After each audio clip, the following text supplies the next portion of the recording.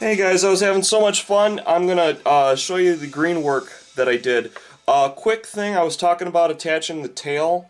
So I nipped the tail off, and I took his tail and I superglued it on. Superglue seems to work really well with this particular setup. And I'm going to do a couple of things. I'm going to attempt to do some things here. Obviously, I am no Van Hammer here, but I made a little bit of green stuff. What I'm going to attempt to do is I'm going to attempt to smooth on his torso onto the trunk of the rhino, and what I'm going to try and do is put a thin layer of this green stuff on and actually sculpt in some abdominal muscles. We'll see how bad I am at this. As you can see, there's very little. I don't know if you can see. There's not much to connect there. It's very minimal. So all I'm going to do is take my green stuff. I've got twice as much as I need. Literally a sliver will do. Okay. Now remember, the work time with green stuff is about 45 minutes. So whatever you're going to do, you're going to need to do it fairly quickly. Now the other side, I don't know if you can see this, but the other side's connection is almost perfect. In fact, it's perfect enough that I'm not even going to really try. I might just take a hair of this stuff. Now, I'm not using professional tools at all. I mean, literally look at the size of the piece I'm using. It's literally a hair. And I'm just going to, remember, it sticks to you. I'm literally going to just fit it in there. And then I'm going to use this toothpick and try and roll it into place. I'm going to work a little bit backwards so you can see it. Now the key here is to roll. You don't want it to stick to the wood. Easiest way to make sure it doesn't stick to the wood is to make sure that the wood rolls. Sorry guys, I got to see what I'm doing here. Like I said, I am no Van Hammer. So there we go. Now I've got a little bit of a connection point here on the back. So I'm going to just roll that on as well. And remember, you can sand this so it's not like it's a super, you know, you don't have to be perfect. But as you can see, it's pretty good. I just want to roll it flat, and I'm real happy now with my seam lines across it. Again, my respect for people that show how to do painting and stuff on a camcorder is going through the roof, because this is very difficult. If you give a guy a hard time about his cameramanship, try this yourself, and I am sure you will have a brand new appreciation for the skill sets that they bring to us. Alright, what I'm going to do now is I'm going to make it kind of shaped in the shape of the area that I cut off, and I want it thin. I want it real thin because all I'm going to do is etch in my muscle lines. Now I realize the bad part with this is that I'm leaving fingerprints. You don't want to leave fingerprints, you don't want to leave, the general rule is you don't want to leave tool marks of any kind. So what I'm going to do is I'm going to take this paintbrush and I'm going to roll it and attempt to have it not stick. I had a lot more yellow than blue, so I think that's the combination that gives you a more sticky process. I have no idea what this guy's talking about. I'm sorry, I gotta change this out. Oh, okay. Really cool. It's a really cool video, but unfortunately it's in a different language. So anyways, I'm going to take this I'm going to put this across his chest.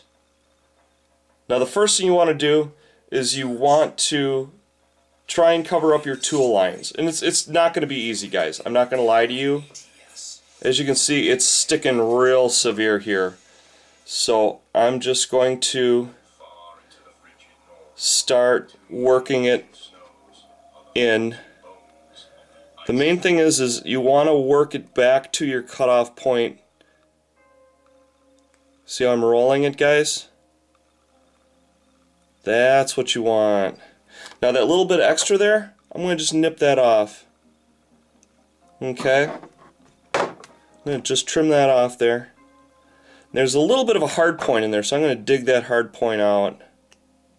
I don't know how that got in there. It might have been in the process on the table. It might have been something on my table. But the main thing is you wanna roll it into your cutoff point. That's my half an hour mark. Literally, I've got a half an hour before I go to work. So this will be a little bit quicker than I like. Now I'm going to work it down here. And I want to work it up into his abs. Now obviously, anatomically, some people are just going to be better at shaping than others. I'm not that good, but I'm going to give it my best shot. Now there's a very thin area here. I don't know if you can see it. His hand's in the way. Where it's not quite flat. So I'm going to take this last little bit. I'm just going to tear a flat part free. And I'm just going to stick it on there.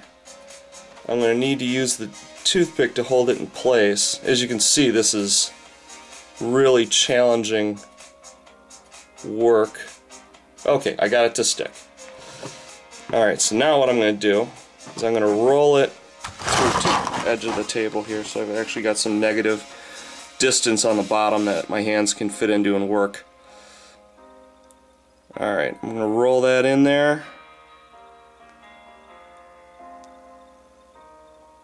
Roll that down. Okay, so now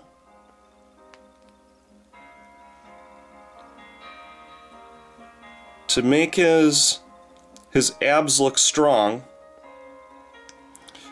I'm going to want to create a strong vertical line down.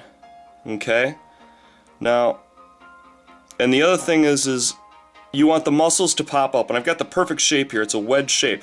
So what I'm going to do is I'm going to impress about 3 times just to get his abdominals down there. There's one edge, and then there's another, and there's another. And you're going to notice that there's divots in there. That's going to be my side point where I go in. Now what I'm going to do is I'm going to go to that divot, I'm going to stick this in it, and I'm going to curve it around like so. What that's going to do is that's going to cause the muscle to bulge out. There. Might have been a little bit too strong. There. And the last one's there.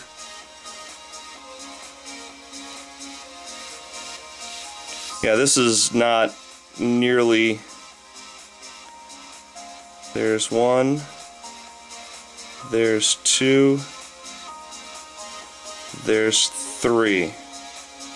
So you see his abdominal muscles popping out?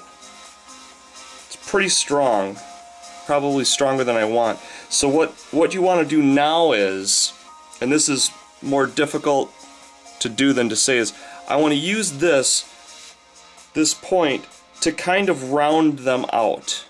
They're kind of chiseled right now, and I don't have glasses. Oh, I do have glasses. Hold on 1 second. Let me slap my glasses on, get the dust off them. But you want to round those muscles out. Okay? And the way you do that is you go to your corners. You go to your corners, and you just take the edge off your corners. Okay? The main thing is you don't want to cover up your lines. So I want to just work down my corners. Then you just flip it over, same thing. You want to work down that corner, down that corner, down that corner, down that corner. Now I'm going to flip it upside down. Okay, so now I'm going to work the bottom half of the muscle. We sometimes call this the undercut if you're looking down from the top. So there's that, there's that, there's that. Now I'm going to flip it over. I'm going to take the bottom off of that, take the bottom off of that, take the bottom off of that, and then that little bit right there. So it's probably the ugliest abdominal section you've ever seen in your entire life. And if you don't like it, it's fine. You just throw a shield over it. Now I'm going to try and clean it up. Now the way you clean it up is with a wet tool, like like a needle, but I don't have that. I just have this. So I'm just going to wet it with my tongue, and what I'm going to do is I'm going to just reinforce my lines that I've already got. Let me flip this here so I can see. I'm just going to reinforce the lines I've already got, okay? Boom, boom, boom, boom, boom.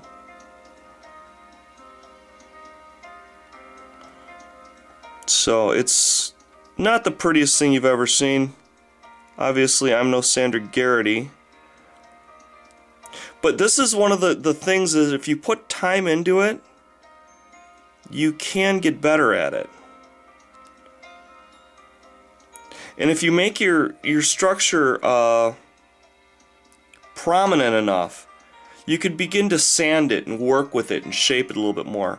This is really rough. It's really not professional looking, but it does give you that overall look. Okay? Let's get him up on here where he's a little more prominent. And remember, tabletop quality, you know? So it's not awesome, nothing to write home about, but you guys can do this kind of stuff. I mean, I'm doing this with a broken, literally a broken toothpick.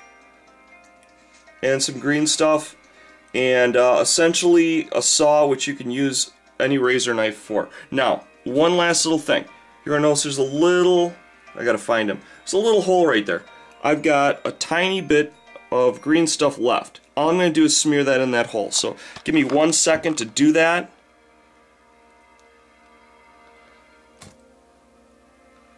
Now the main thing is don't break your glue points.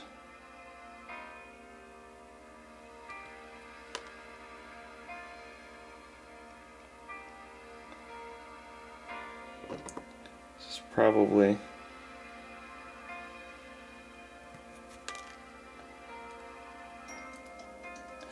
okay, and I left some tool marks there. So once again, we're going to go back to our rolling technique. And remember, you can sand this too, guys. I know there's lots of people out there that got some beautiful files, got some beautiful, you know, different kinds of cloth. They can make that real pretty. So there he is. You might think he sucks, you might think he's cool. I think he's cool. That's what I was able to do, guys, in literally like a half an hour of conversion work. So I hope you guys like it. I hope you guys learned something. And most importantly, I hope I inspired you guys to go get, you know, some stuff you got sitting in the corner. Maybe your kids don't play with them anymore. They're going to throw them out. Hey, give it a shot. Play with it. See what cool stuff you can do. I mean, you were going to throw it out anyways, right? Take care. Love ya. Bye-bye.